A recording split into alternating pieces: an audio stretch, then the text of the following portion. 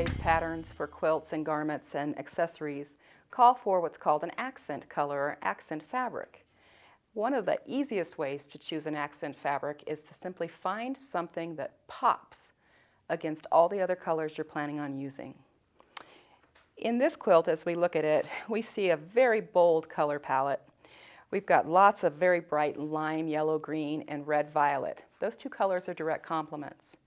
So choosing a color like this turquoise, which is very different from this direct complement pairing, and the turquoise is used here and here in a background or negative space, is an unusual choice for an accent.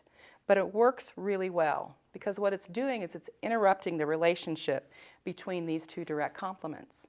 And so it's doing its job well and adding that little pop of something different on the surface of the piece. On this quilt, it is the bright cerulean blue that's acting as an accent.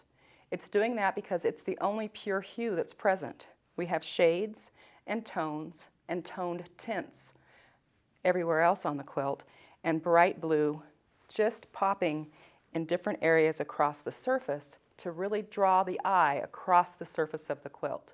And that's something that an accent fabric or accent color can do a really good job of, and that is moving the eye of the viewer across the surface of the piece. This is a quilt that I've made a couple different times, mostly out of black and white fabrics, and each time I get to choose an accent color for it. Here we have a variety of reds. On the outside edge we have a pure hued red, and then we have some tones and shades of reds also. But that red plays really well off the black and white. Red has a lot of energy, and it actually works in two ways on this quilt. Because there's so little of it, it acts as an accent, but there's just enough of it to really calm down the relationship between all of the black and white on the surface of this quilt. So accents are really important to really pack a wallop or really draw the eye or the attention of the viewer to the quilt.